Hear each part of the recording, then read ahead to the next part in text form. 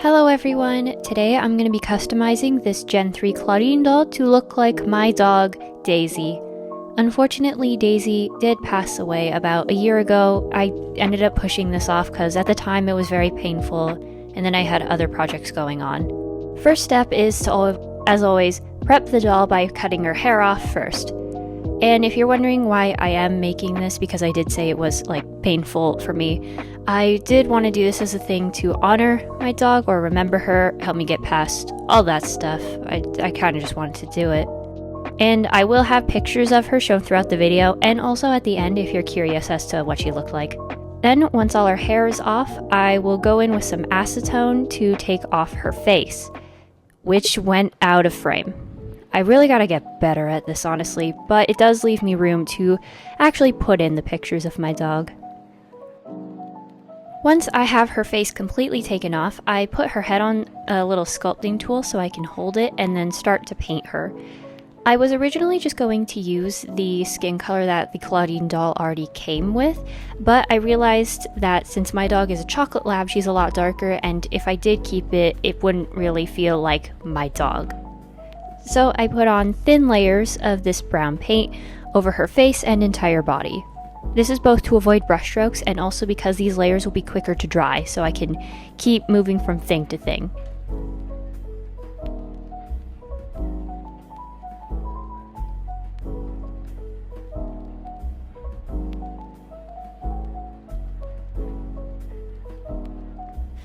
Once I have her body completely painted, I go in on the fur texture on her arms and legs and use a black to bring out more of the details. Then I can start on her face. I use a lighter brown paint around her nose and mouth. She didn't technically get this until she was older, but this helps break up the face so it's not completely one color because pastels on darker skin tones don't exactly work. I have tried. Then I can paint in the whites of her eyes. This is really nothing new. I do a little bit of shading off camera, mixing in some gray on the top of the eye. I just forgot to record that, I'm very sorry. But then I draw in circles for her eyes and then paint those also brown. I don't mean to make this so monochromatic, but her fur was brown and her eyes were brown, so I just wanted to be, accurate. Her eyes with a darker brown, which you also can't see, because it's brown on brown. You also won't be able to see them with the hairstyle I do for her. And for this, I forgot to record it, but I take a sponge brush on her lips to blend it out and make it not look like she's wearing lipstick. I use the same dark brown for this part. Then I take some gloss varnish, which I did also forget to record, so it's just me miming it. I do a coat over her lips and nose, and then many, many coats over her eyes. Now that I got her face all done, I can start on her hair. As you can see here, I've marked out the part where her part is gonna go, and then I can start gluing on the hair. At first I didn't really have a hairstyle in mind for her, just that I didn't want it to be down, straight down, because I thought that was a little boring and that she deserved something else. But again, I spent too much time thinking about what hairstyle to do, and I didn't want this project to take longer than it already had. So instead of thinking about it more, I just started putting hair on her head. I glue on the hair completely around the scalp, as you can see here, and also around her ears so there's no blank areas and everything, her whole scalp is covered up.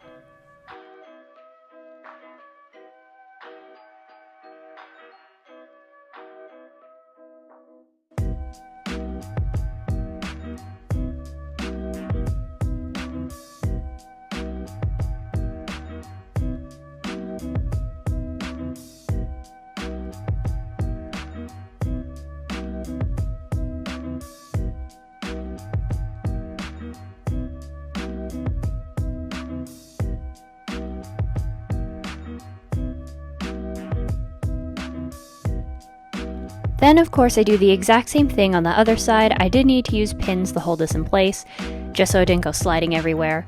So there are a bunch of pins in her hair.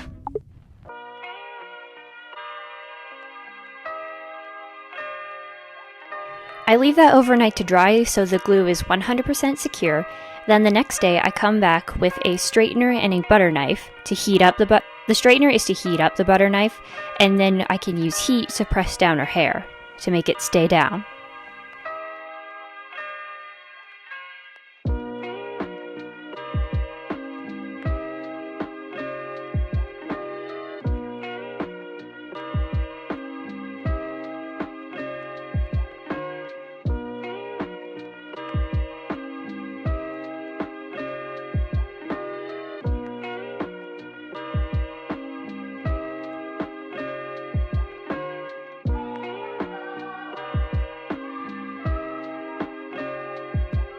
As you can see here, it helps to tame the hair and make it lay flat. Then I tie it off in pigtails. I finally decided on a hairstyle.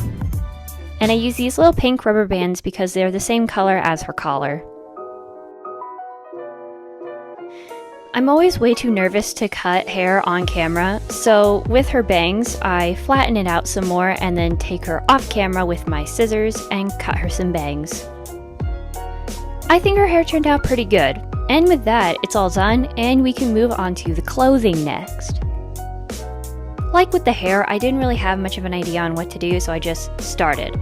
I'm using the delightful steampunk dress base as a jumping off point for her skirt because I had a specific idea in mind.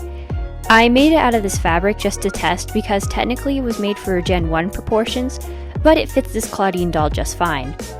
Then I take the front panel and make a different version. This version is more narrow. It'll leave little slits on the side of it, which is what I've wanted.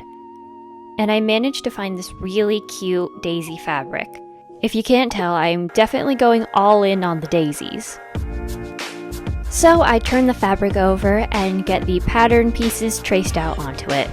And when I cut them out, I do use fray check on each piece since they're so small, I didn't want them to unravel at all. Then I just follow the regular instructions for the steampunk dress and put it together. I'm not going to go too into depth because they are on her Etsy shop and you can just get them there for a couple dollars. Once I got that sewn together, I also hemmed the bottom of it to give it a clean edge. Then I use the actual pattern piece for the front and cut it out of this white fabric. This is going to be the under part of the skirt, if that makes sense at all. And here I show it sewing right sides together, but you actually want to put the wrong side of the white skirt onto the actual upper skirt so that you don't see the raw edge when you fold it over like this. I did have to pick this apart with a seam ripper and do it again. But once you do that, you can fold it over and sew it up.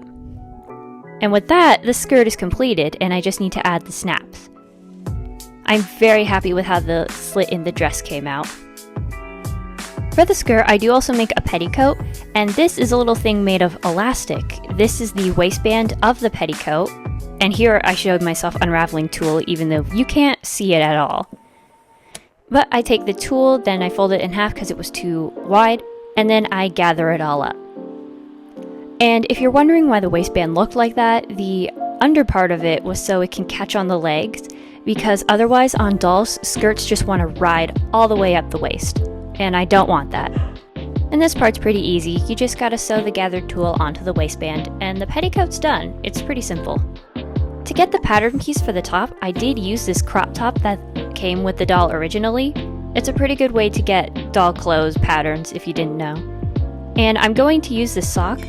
And disclaimer, the sock has never once been worn. It is a new sock that I got in a pack for like $1. But I'm using it because I want the ribbed or kind of knit fabric to make a sweater with. So I get that cut out, and I also cut out this collar piece, which I'm going to sew on, and also the sleeves, which I'll attach.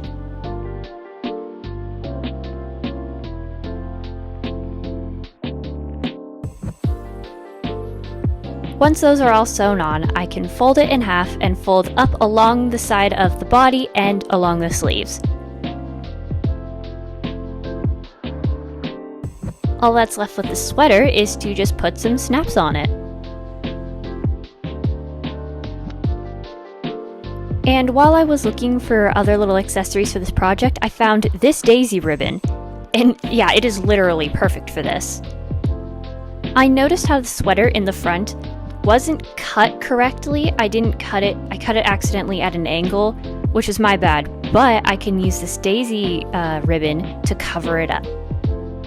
I'm gonna use the shoes that came with the doll originally as a base.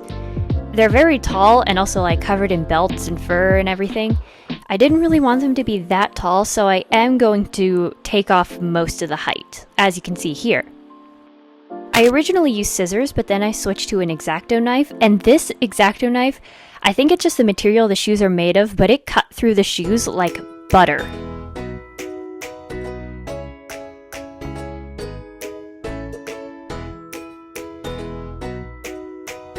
Then I go in with another shade of brown. I did make sure to make this much lighter and a little warmer than what I used for her face so it wouldn't completely be monochromatic. Plus, it is going to be covered in daisies by the end of this, as you could probably guess. And like with her body, I do a bunch of thin coats, both to avoid paint strokes, and so it'll dry quicker so I can just switch between the shoes, doing a coat of paint and then switching again. I paint in the stitches black. I figured you probably wouldn't want to see me struggle with that, so I did skip over it. But then I go in with some more black paint for both the base of the shoe, the heel, and the top strap of the shoe, which got cut off again. I'm very sorry about that.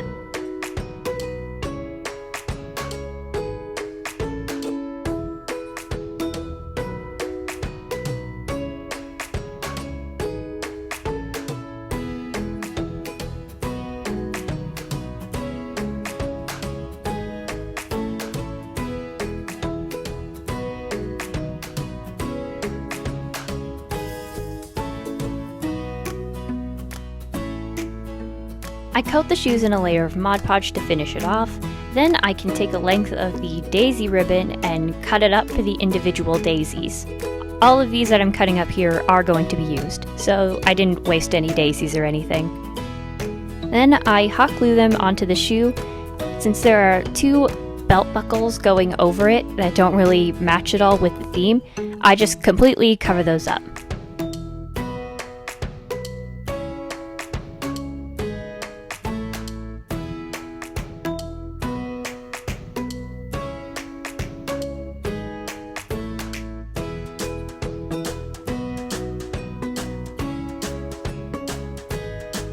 She's almost done at this point. The last thing is I forgot about her pierced ears, so I take some jump rings and add one into each ear. I kept these simple since the rest of her clothing is pretty busy visually. But then she's finally complete.